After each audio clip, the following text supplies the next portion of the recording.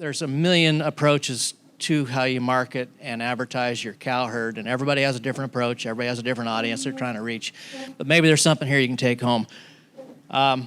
So I started actually with this question, which is, I think the shorthorn business is in a really strong position right now.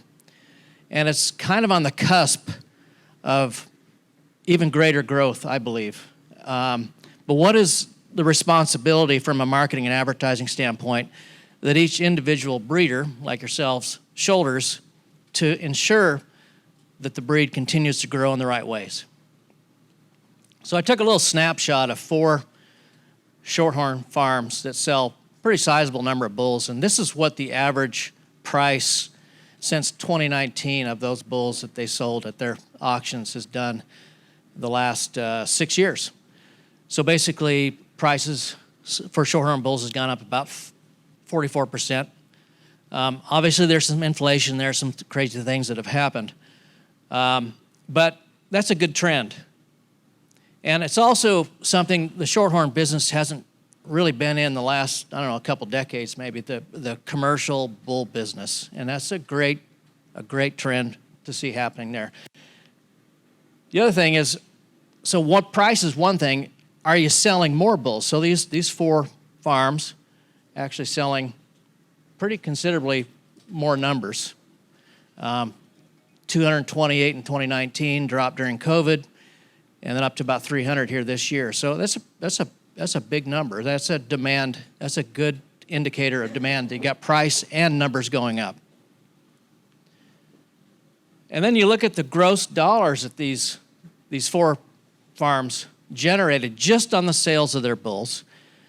It works out to about $215,000 per farm in additional revenue. Now, I understand inflation cuts into that, all the kind of monetary things that have happened the last few years, but that's real money that's happening for these 4 breeders, and I suspect it's happening breed-wide, and there's more and more interest in bulls from commercial producers in using shorthorn, particularly on Angus and Angus cross cows. So looking at custom semen collection. Now, this isn't semen sold by AI companies. This is semen that shorthorn breeders are collecting and using or selling themselves. So you can see what's happening there as well. So the trend would be the opposite direction if there wasn't interest in shorthorn genetics. So that's a really, really good trend, and that's a lot of cattle getting bred or fertilized for ET or however you want to describe it. But that's what, a 50% increase. And I went clear back through the National Association of Animal Breeders data, clear back to the late 90s, and that 40-some thousand straws that were collected custom is about the highest level we've seen since the late 2000s. So that's a really, really positive sign. Okay, so this is a point I always drive home on marketing things. We used to be kind of a one ad mindset, one print ad mindset. You do a print ad, you walk away.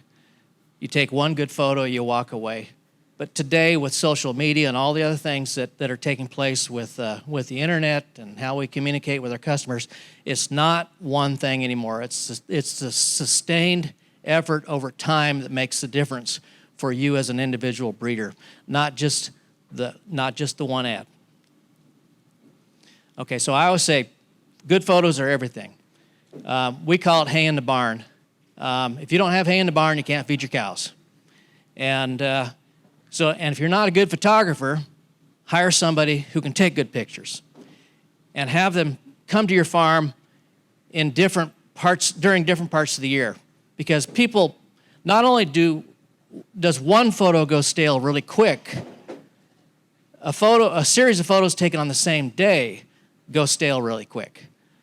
So hire somebody or shoot pictures continuously and use this kind of stuff either on your social media or to provide the basis for your print advertising campaign.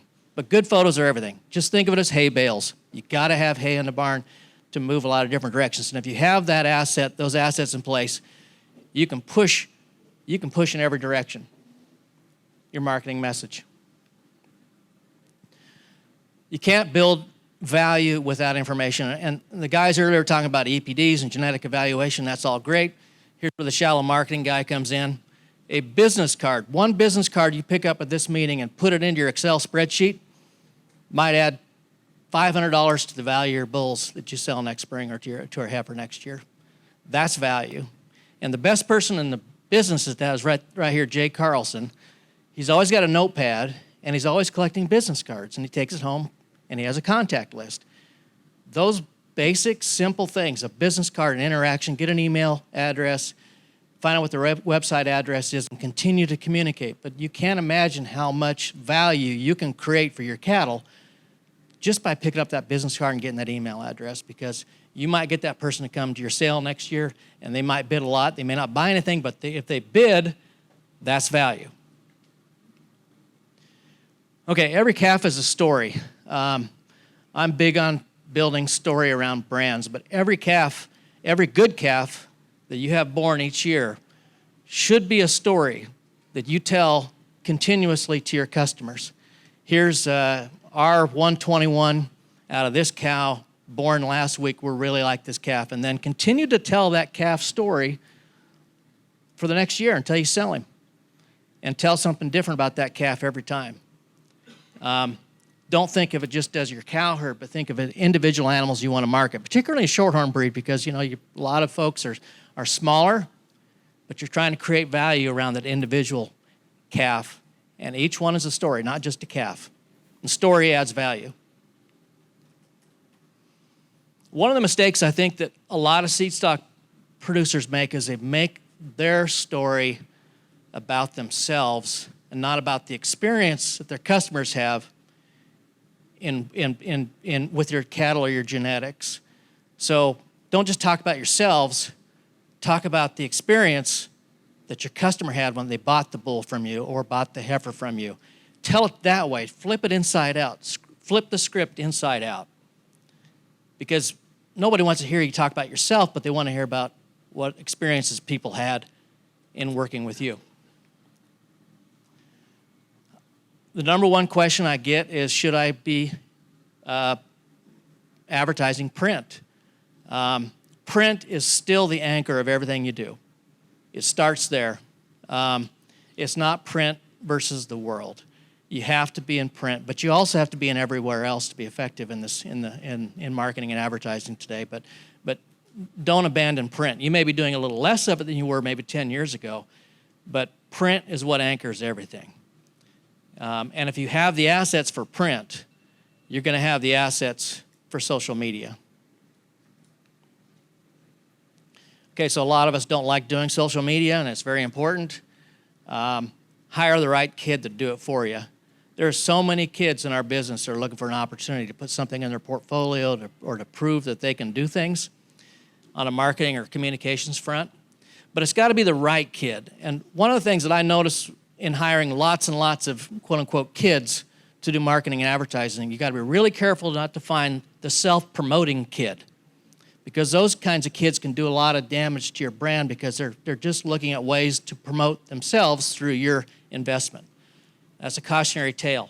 So hire the kid who wants the opportunity, who's smart at it, but doesn't want to promote themselves. They want to have a sincere interest in helping you grow your business. Jack, everybody in this room, I'm assuming, knew Jack Ragsdale, but every interaction can reap rewards. So if there is someone in this room that you don't know, make it a point to introduce yourself, because you do not know how that might change the arc of your business or your life. I always say, what do? We probably visit 150 farms or ranches around the country every year. Every time I go to a farm or ranch, it changes my life a little bit. That's the opportunity of introducing yourself to someone that you don't know in this room. And every cattleman's convention you go to, it's the same thing. Just don't huddle with people you know, because there's somebody out there who can benefit greatly from what you have to offer. And I think Jack was one of the best at that I ever met. Know your market. It's okay if you just want to raise show cattle. That's fine. If that's your niche, stay there. But if you're in the business of selling bulls to commercial producers, know that too, and know what you got to do to compete. This Angus thing is strong. I mean, it's unbelievably strong, and it has a huge amount of power in the marketplace, and you're competing toe-to-toe with those folks that are selling 800-900 bulls a year. Chip mentioned 44 farms. I mean, this thing is just growing exponentially. So if you're going to be in the market on the right, do the things that they talked about this morning, because it's going to get tough and it's going to get a lot more competitive. But as we're seeing, there's interest in these bulls in particular, these shorthorn bulls, in the business. How do you get there? You got to find out and know who they are and know what they need and know what they want. A big one is that what you do must add value. When I was at Angus for 10 years running their PR department, the single thing that kept people from using a bull of another breed was that they were afraid it was going to take them backwards. They were going to increase birth weights, they were going to lose marbling, they were going to lose performance. So in order for a commercial producer to want to buy your genetics, you have to prove to them that they're not going to walk backwards in the traits that are important to them. So you have to add value with your genetics, because it's a sustained effort over time, and you have to solve problems. Right now, the problem with Angus, there's several, but foot problems, issues in the feedlot, sudden death syndrome, those kinds of things that heterosis can fix, but don't take them backwards in other areas that are going to hurt them as well. So just be aware of that. Add value, solve problems. Know what the problems are, know where you can add value. The shorthorn bull is a perfect complement to an Angus-based cow herd. We know that. It adds value. Follow up after the sale. That's a big one. You hear that a lot from people who are involved in sales, but find out how they did. If they didn't work out, if the calves didn't work out the way you expect them to, make it right with the customer. Find out how they worked. If it's a success story, use those success stories as part of your advertising and marketing story. Remember, turn the script inside out. Don't talk about yourself, talk about the success stories that are happening with your cattle. And you can't get that information if you're not calling your customers after they buy something from you. And finally, I think this is my last slide, understand your obligation to others. I think what the data in the first few slides that I showed earlier on the bull sale averages shows that there's a breakthrough happening here. But I've seen a lot of breeds screw themselves up because people got too greedy and they sold cattle that shouldn't have been sold. And the obligation is that you might be able to sell for $4,000 or $5,000 of that heifer, but if she's a problem, it reflects on everybody in this room, and it's going to undercut your ability to grow it even more. And we can point to many, many breeds over the years that have done this, that have fallen into this trap, and it takes not just years, but decades sometimes for them to overcome those issues. So if you've got something that you think is kind of marginal, think about the obligation you have to everybody in this room. Don't sell them. Don't sell them. Send them on down to the packing plant and breed another one. There'll be time. And if you do that, it's an investment not just in yourself, but also in the future of the breed. And you'll be adding value to not just your cattle and your reputation, but the reputation that everybody's here. So Monty mentioned earlier, Grant Company's been working with Shorthorn Association for I don't even know how many years now. It's been a while, but we've enjoyed every minute of it. We really like working with this group. It's a great group of people. We always say it's nice to walk into a room and feel like you're part of it. We feel vested in the success of the breed too, so I can't tell you thank you enough. But if there's any questions on what I just presented, it went by pretty quick. My slides are pretty simple, but fire away. Jay? You always got questions. Well, I really like your progressive price change. Yeah. Everybody's in for profit. Yeah. Or you have to have profit. Yeah. The price for shorthorn bulls is gonna, we're looking at looking at those superior sales, satellite sales that took place here earlier in the month, averaging over $3 a hundredweight or 300 per hundredweight. I mean, if the factor is 2.2 for an average bull, you're probably looking at $7,000 bulls sometime this fall. So, yeah, Brian. Speak, Eric, to the AI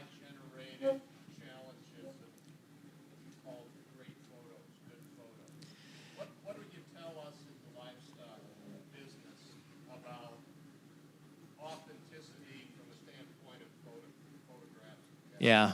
Yeah, authenticity in any regard, in any area, always carries the day. The AI thing terrifies me. And I was going to show some AI things here today, but, we can do that at some other point. And we're talking about artificial intelligence. Yeah. And one area that can be very beneficial, the website that we use is ChatGPT. It actually helps to edit and tighten your if you're a bad writer and you don't like writing social media posts or copy for your sale book, you can take your rough writing and throw it into ChatGPT, and it will edit it and improve it without having to hire somebody to do it. And I use that. I have actually used artificial intelligence to write legal contracts. But the realm of the photography, I think it's unethical personally. And it's going to be harder and harder to catch because the technology is getting better by the day. So I would be cautious to use it. Even if there's flaws in a photo, I would advise you to use the authentic photo because at the end of the day, it's a reflection of your reputation. Does that answer your question? Yeah. Yeah, it's scary, and it's only going to get worse or better, or however you want to define it. But if you haven't looked at ChatGPT, you might just hop on there sometime and ask it. I mean, I can say I can go in there and say, hey, there's a rabbi, a Catholic priest, and a salesman on a boat, and they're considering buying shorthorn cattle. Write me a TV script, and it'll write me a TV script. It's wild, but not good necessarily. Eric, can you expand a little more on some of your ideas and thoughts on web-based and social media advertising, do's and don'ts kind of thing? Yeah, that's a pretty broad question, but going back to the thought, it has to be continuous. I think one of the mistakes we make at grant companies is we do not continuously apply pressure in terms of marketing or communications on social media. And there are times in the year when we pay the price for that because we're not as busy. But I think you have to approach it from a standpoint that you have to be sustained in your mindset. It has to be, or we're going to do 3 posts a week. We're going to do 5 posts a week. We're going to do 1 post a month. Whatever that is, get into a pattern so people can interact with it. In the dairy business, there are not a lot of breeders that have websites anymore. Most of them have social media presences. And websites are always a struggle, to keep updated and all kinds of things. But I think a website, what that boils down to is, can they find a way to reach you, Because sometimes Facebook pages are pretty hard to find contact information, even email addresses to contact. But you want to make it easy for people to be able to either email you or call you. I think those are the biggest 2 things. And then have lots of good stuff on it that people enjoy looking at. People go to social media because they enjoy looking at pictures, really, And what you write is kind of secondary. Any questions over here? Pretty quiet group. Doc?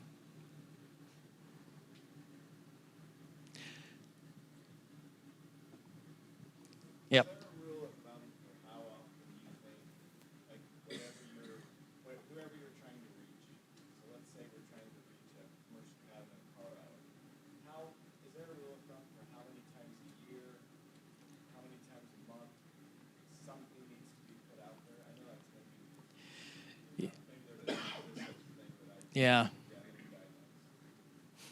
No, not that I'm aware of. But it's it's knowing your audience. So your large commercial operations in the West are probably going to be more print focused. And that's why you don't want to abandon your print. Shorthorn World is probably the first place everybody goes to find out what the sale date is of somebody's sale. Your younger audience, social media is about your future. You're developing new clients. They're new customers that are going to may not buy in 5 years, but when they do, they're going to come because you were there. So that might take 20 posts to tip them over. But it's continuous and it's sustained, and it's also, I don't want to say fragmented, but it's, I'm going to go here to capture this audience and here to capture this and here. One thing I didn't touch on too much is video. The smartphones allow us to take really good video of cattle, and if you get a chance to just shoot one of a nice calf you've got coming along and throw it up on Facebook, that's a great way to kind of engage. You don't have to say much, and a lot of people are already doing that, but the sustained effort's what matters. Just don't hit it once in a while. Know your audience. Eric, there's so many platforms. Have you seen the ag community sort of focus on any particular one besides Facebook? Well, Diane would probably be a better person to ask about that. I mean, Facebook, everybody says that's where all the old timers hang out, It's kind of the new print. But there's a lot of integration between the different platforms that allows you to kind of seamlessly post on one and then they show up on others. I would consider that. You got to do these things kind of efficiently, and rather than trying to manage one and then another one and another one. But it kind of just depends on where your audience is and who your customer base is, I think, and you got to make those decisions and what you're trying to produce. Yeah. I was just recently at another conference, and they were saying the same thing they do about Facebook. There's a young person next to me, said he is absolutely wrong.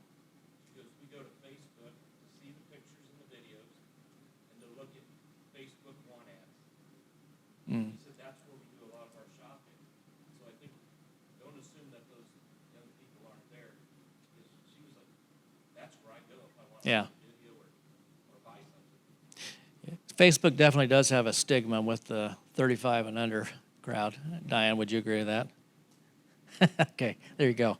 Yeah, but they're all useful. I mean, even there's a surprisingly high, particularly in the shorthorn business, where you have people who have careers off farm that may have an acreage and they've got 10 or 15 cows. LinkedIn, I think, is pretty good. And that's one that people don't really consider, but you're reaching professionals that may have a job at the animal health company or the genomics company that come home to the farm at night. It's a good way to, I think you kind of got to be a little bit in all of them if you can, define which one works best for you and really focus on that one. Eric, Yeah. share with them a little bit the things that you shared with me about TV advertising that the association does. Yeah, so The value of TV advertising. so Monty and I kind of arrived at this independently. His background, he was one of the early folks to do advertising and TV program with American Rancher and RFD TV.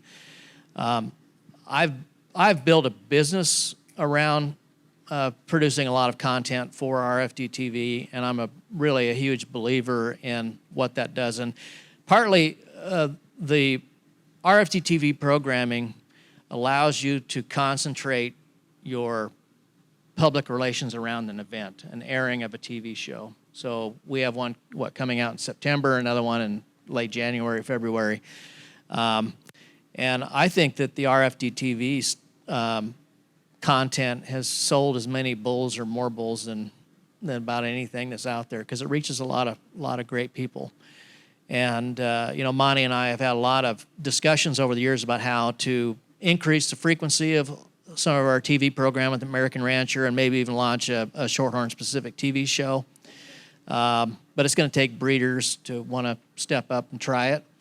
So I guess this is a pitch. If you're thinking about it, it is a great way to get a lot of eyeballs watching. And then also the momentum that creates after it broadcasts, if and when it's posted on social media, people go back to watch it again. And so, a lot of these YouTube videos that the Shorthorn Association has on its YouTube channel, where the segments that air in those American Rancher, and they get tens of thousands of views, and that happens throughout the year. So that's been a really effective tool, I believe, for increasing the visibility of the Shorthorn business in the shorthorn breed. And if you're interested down the road in participating to promote your sale or your event, talk to Monty, because we can get cameras out there and get things shot. It's good. What's the average? I can't remember right now. You got the numbers. Viewers. Yeah. So the evening broadcasts on RFD TV typically average about 100, 125, 150,000 Nielsen viewers. The daytime broadcasts typically are about 50,000 nationwide. So it goes into 52 million households, which is a big number. I remember several years ago when I was still at Angus, I was on an elevator with, there was it was in Indianapolis at the Angus convention, and there was a guy on the elevator with me, and he looked at my name tag and he said, "Oh, you're with the Angus Association?" I said, "Yeah." And he said, "Well, I'm here with the Indiana Bar Association," or whatever it was.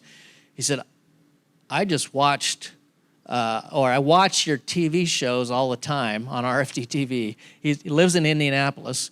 He bought an acreage and he was going to buy Angus cattle. And the power of the television thing and the social media is that you don't know who's watching.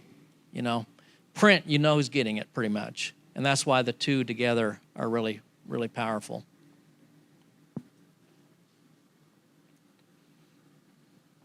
Any other questions? Short and sweet. Nobody ever complained when the presentation was too short. Okay, thank you. I'm around here the next day and a half, so if you have any questions, feel free.